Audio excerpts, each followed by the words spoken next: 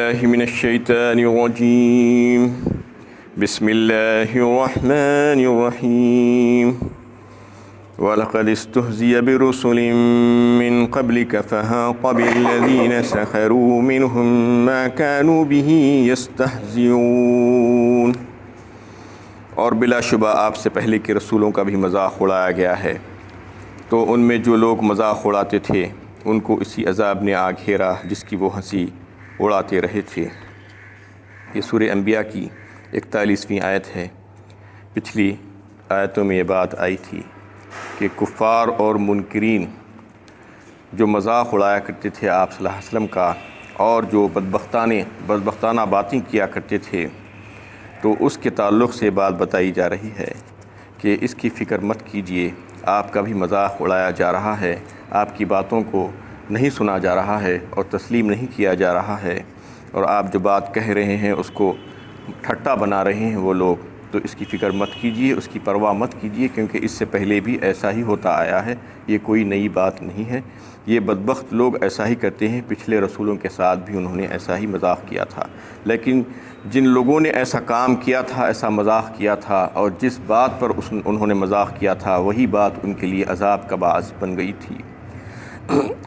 اور اس طریقے سے آپ کا کام جو ہے پیغام کا پہنچا دینا ہے، آپ وہ کام کر دیجئے، آپ کی یہ ذمہ داری نہیں ہے کہ زبردستی منوائیں۔ انما علیک البلاغ و علینا الحساب کہا اللہ تعالیٰ نے، آپ کا کام ہے پہنچانا، پہنچا دیجئے پیغام کا، اور حساب کا لینا ہماری ذمہ ہے،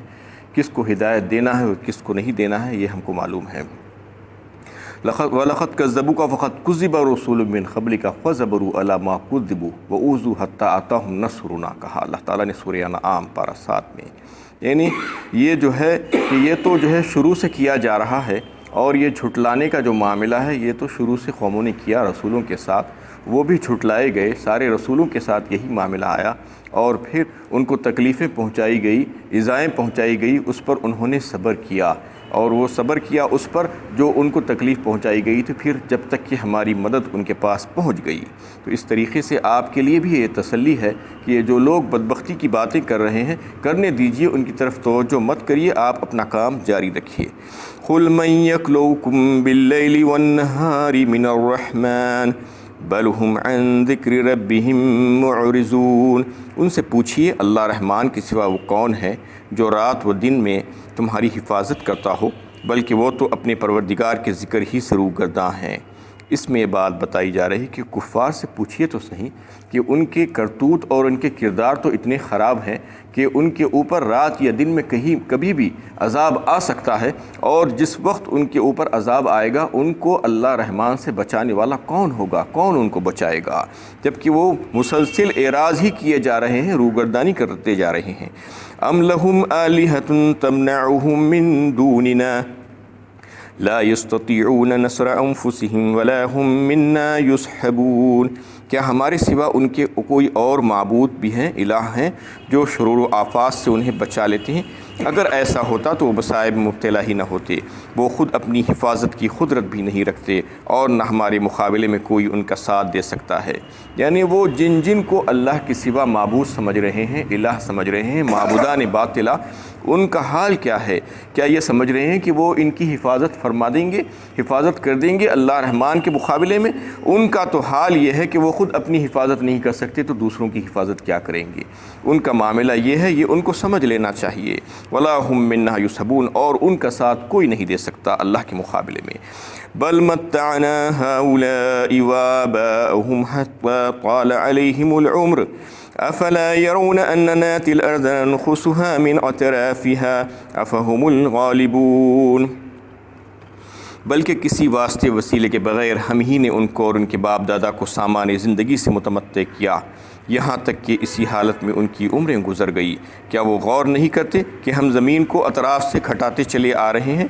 پھر کیا وہ غالب آ سکیں گے؟ اس میں اللہ تعالیٰ یہ فرما رہے ہیں کہ ہم نے اپنے فضل و کرم سے ان کو اور ان کے آباء و اجداد کو بہترین سامان زندگی عطا فرمائی تھی، راحتیں عطا فرمائی تھی، تو وہ عیش و عشرت میں پڑ گئے اور بڑی بڑی عمریں ان کو ہم نے عطا فرمائی تھی، تو یہ سمجھنے لگے کہ بس سب کچھ یہی ہے اور جو کچھ بھی ہم کر رہے ہیں بہت اچھا کر رہے ہیں اور ہم بالکل سیدھے راستے پر ہے۔ جو عیش و راحت کے سامان ان کو دیے گئے تھے اس میں وہ مست ہو گئے۔ ان کو یہ بتایا جا رہا ہے یہ تو جو ہے زندگی کے سامان ہے اور یہ مہلت عمر اللہ تعالیٰ سب کو عطا فرماتے ہیں، افراد کو بھی قوموں کو بھی، یعنی کام کرنے کے لیے موقع دیا جاتا ہے دنیا میں کہ کچھ کام کر لو، تمہیں اختیارات دیے گئے ہیں، تو وہ اختیارات کا صحیح استعمال کرتی ہیں، اختیارات کا غلط استعمال کرتے ہیں، اللہ تعالیٰ دیکھنا چاہتے ہیں اور وہ سب لوگوں کی آزمائش ہوتی ہے۔ تو اس میں ان کے لیے بڑی آزمائش کا پہلو ہے کہ جن کو عیش و عشرت کا سامان دیا گیا، راحت کا سامان دیا گیا، اس میں وہ مست ہو رہے ہیں۔ بتایا جا رہا ہے کہ یہ مست ہونے کی چیز نہیں ہے،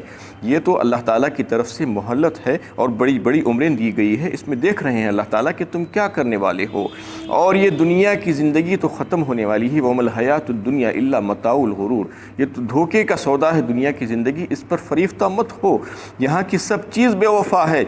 حتیٰ کہ زندگی بھی بے وفا ہے، کب سانس چھوڑ دے گی نہیں معلوم، ساری چیزیں جس کی کوئی وقت نہیں ہے، کوئی حیثیت نہیں ہے، یہاں کی ختم ہو جانے والی ہے، انتہائی ناقص ہے، اللہ کے پاس جو ہیں وہ سب سے بہترین ہے اور بچ جانے والی ہے۔ ما عندکم ینفعد وما عند اللہ باق، کہا اللہ تعالیٰ نے سورہ نحل میں پارہ 14 میں کہ تمہارے پاس جو ہے وہ سب کا سب ختم ہو جانے والا ہے، اللہ کے پاس جو ہے وہ قائم رہنے والا ہے اور بچنے والا ہے، تو لہٰذا تمہیں وہاں کی فکر کرنی چاہیے، یہاں کی فکر نہیں۔ یہاں کی زندگی تو چل چلاؤ کا معاملہ ہے، کب ختم ہونے والی نہیں معلوم۔ تو اس پر وہ لوگ بڑے اتراتے تھے، تو اللہ تعالیٰ فرما رہے ہیں کہ ان کو ہم نے بڑی بڑی عمریں دے کر رکھی تھی۔ اس کا مطلب یہ نہیں کہ وہ عیش کی زندگی گزاریں، بلکہ اللہ کو یاد کریں اور آخرت کی فکر کر کے اللہ کو راضی کر کے یہاں سے جانے کی کوشش کریں۔ افلا یرون انا ناتی الارض ننقصها من اطرافها افهم الغالبون، پھر فرماتے ہیں اللہ تعالیٰ کہ کیا وہ دیکھ نہیں رہے ہیں ہم عرض کفر کو کیسے گھٹاتے جا رہے ہیں اور دولت اسلام کو بڑھاتے جا رہے ہیں، کفر کا دائرہ سمٹتا جا رہا ہے اور اسلام کا دائرہ پھیلتا جا رہا ہے، کفر کے نیچے سے ان کے پیروں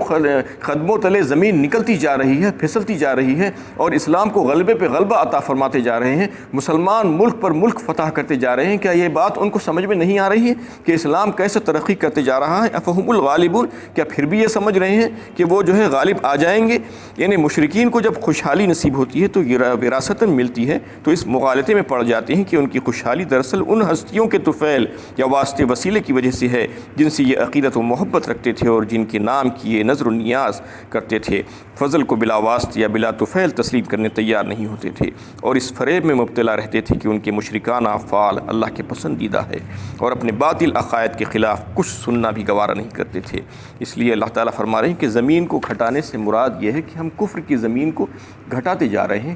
کفر کم ہوتے جا رہا ہے دنیا میں اور اسلام بڑھتے جا رہا ہے، وسیع سے وسیع ہوتا جا رہا ہے۔ یہ بات کیا ان کے سمجھ میں نہیں آ رہی ہے؟ قل انما انذرکم بالوحی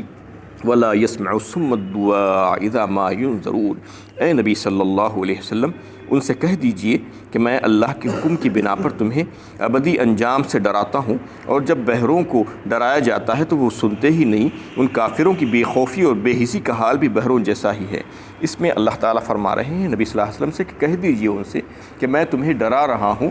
اور اس چیز کے ذریعے سے ڈرا رہا ہوں جو اللہ تعالیٰ نے میرے اوپر نازل فرمائی ہے، یعنی قرآن کریم، قرآن کی آیتوں سے کو پڑھ پڑھ کر میں تمہارے سامنے رکھ رہا ہوں، سنا رہا ہوں اور ڈرا رہا ہوں، لیکن تم ہے کہ بہرے ہو، کان تمہارے بند ہو گئے ہیں، یعنی جن کو اللہ تعالیٰ نے ان کے کانوں کو بند کر دیا ہے وہ نہیں سن سکتے، اور جن کی آنکھوں کے سامنے پردہ ڈال دیا گیا ہے اور جن کے دلوں کو جو ہے بند کر دیا گیا ہے، اس میں غور و فکر نہیں کر سکتے، تو وہ لوگ کیسے سنیں گے؟ اور یہ باتوں کو اللہ کے نبی صلی اللہ علیہ وسلم فرما رہے ہیں کہ یہ میرا فرض منصبی ہے، یہ میری ذمہ داری ہے، میں تمہیں سمجھا رہا ہوں، قرآن پڑھ پڑھ کر تمہیں ڈرا رہا ہوں اللہ کے عذاب سے کہ نافرمانی سے باز آ جاؤ۔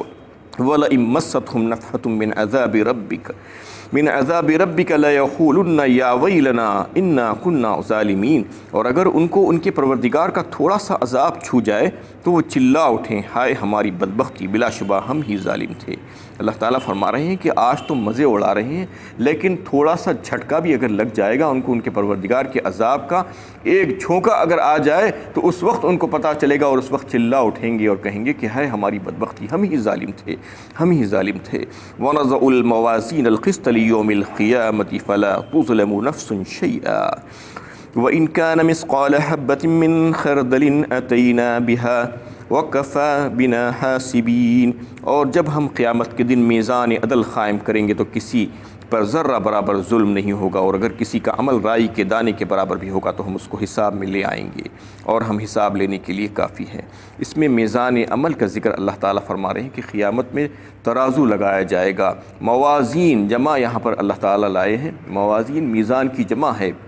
تو ہو سکتا ہے کہ بعض لوگوں کا خیال ہے کہ بہت سے ترازو لگائے جائیں گے جو لوگوں کے مختلف اعمال کو تولیں گے، یا مختلف لوگوں کے لیے مختلف ترازو لگائے جائیں گے۔ بہرحال ترازو لگائے جائیں گے اور لوگوں کی اعمال کو اس دن تولا جائے گا، اور ان کے ساتھ کسی قسم کی ظلم و زیادتی نہیں ہوگی۔ چھوٹے سے چھوٹا عمل اور بڑے سے بڑا عمل ان کے سامنے لا کر رکھ دیا جائے گا، تو یہ میزان عمل قائم ہوگا اور اعمال کو تولا جائے گا۔ تو اس کے بارے میں لوگ شک و شبہ کر سکتے تھے کہ آخر یہ ہمارے عمل کی کیا شکل ہے جس کو تولا جائے گا؟ عمل تو کوئی شکل نہیں رکھتا۔ لیکن یہ بات اگر آپ اس سے پہلے سوچتے تھے، یعنی 25، 50، 100 سال، 200 سال پہلے سوچتے تھے، تو بات پھر بھی سمجھ میں نہ آتی ہو، کیونکہ اس کی کوئی شکل نہیں، کیسے تولا جائے گا۔ لیکن آج سائنسی دریافت اتنی ہو چکی ہیں کہ آپ دیکھتے ہیں کہ ایسی چیزوں کو تولا جا رہا ہے جس کی کوئی شکل نہیں ہے، نہ کوئی سالڈ ہے نہ لکوڈ ہے، لیکن پھر بھی تولا جا رہا ہے۔ ایئر ہے، ایئر کو تولا جاتا ہے، پریشر کو تولا جاتا ہے،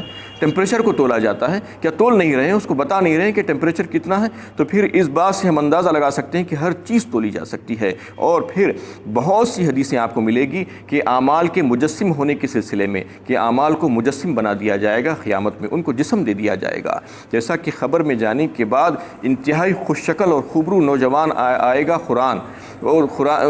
اس کی شکل میں آئے گا، خوبرو شکل میں آئے گا، حسین شکل میں آئے گا قرآن۔ تو وہ بندہ پوچھے گا کہ تم کون ہو؟ تو وہ جواب دے گا کہ میں قرآن ہوں، جس کو تو راتوں میں جاگ کر پڑھا کرتا تھا، دن میں پیاسا رہ کر پڑھا کرتا تھا، میں وہ قرآن ہوں۔ اور پھر نماز کے تعلق سے بھی بات آئی ہے کہ انتہائی حسین اور خوبصورت جمیل عورت کی شکل میں وہ اس کے سامنے آئے گی نماز،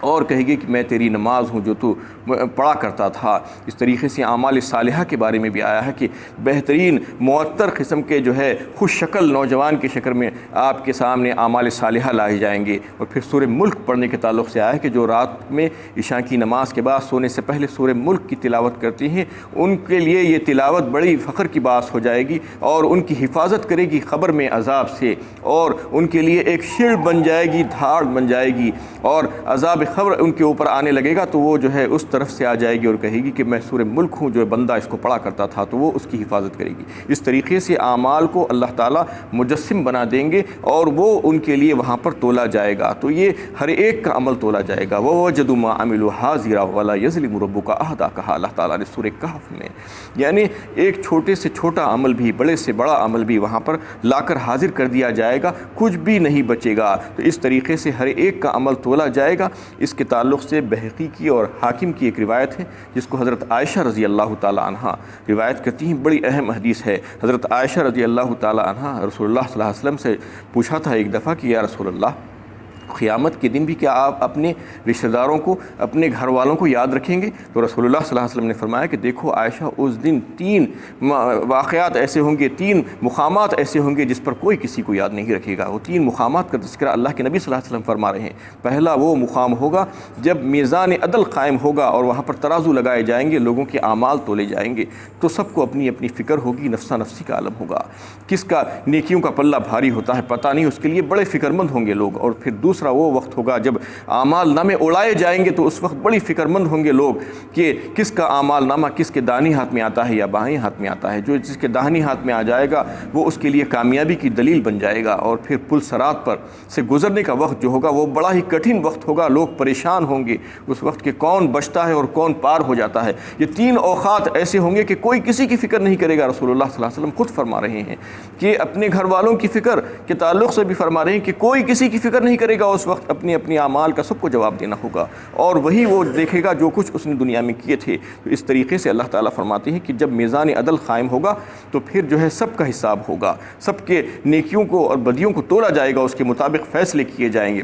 وَلَا نُقِيمُ لَهُمْ يَوْمَ الْقِيَامَةِ وَزْنًا، کہا سورہ کہف پارہ 16 میں اللہ تعالیٰ نے، یعنی یہ وزن سب کے لیے قائم نہیں ہوگا، بلکہ جو ہے ان موحدین کے لیے قائم ہوگا، جو کفار اور مشرکین ہیں، جو اللہ کی نافرمانی اور بغاوت پہ بغاوت کر کے دنیا سے گئے ہیں، ان کے لیے تو وزن بھی قائم نہیں ہوگا، بلکہ وزن تو ان لوگوں کے لیے قائم ہوگا جو مومن تھے لیکن گنہگار تھے، گناہ بغیر توبہ کی یہاں سے مر کر گئے تھے، تو پھر ان کے لیے جن کے پلڑے میں نیکیاں بھی ہوں گی اور بدیاں بھی ہوں گی اس کو تولا جائے گا۔ جس کے پاس نیکیاں ہوں گی ہی نہیں، ایمان سے خالی اور کفر کے ساتھ جو اس دنیا سے گیا ہے، جس نے جو ہے اعتراف ہی نہیں کیا تھا، قرآن کو نہیں مانا تھا، اسلام کو نہیں مانا تھا، نبی صلی اللہ علیہ وسلم کو نہیں مانا تھا، اس کے لیے تو جو ہے ترازو بھی قائم نہیں ہوگا۔ اللہ تعالیٰ سے دعا ہے کہ اللہ تعالیٰ ہمارے لیے ہمارے اعمال نامے ہمارے داہنے ہاتھ میں دے اور ہمارا حساب کتاب آسان کر دے اور ہماری نیکیوں کا پلہ بھاری کر دے اور پل صراط پر سے گزرنا ہمارے لیے آسان کر دے۔ وآخر دعوانا ان الحمد للہ۔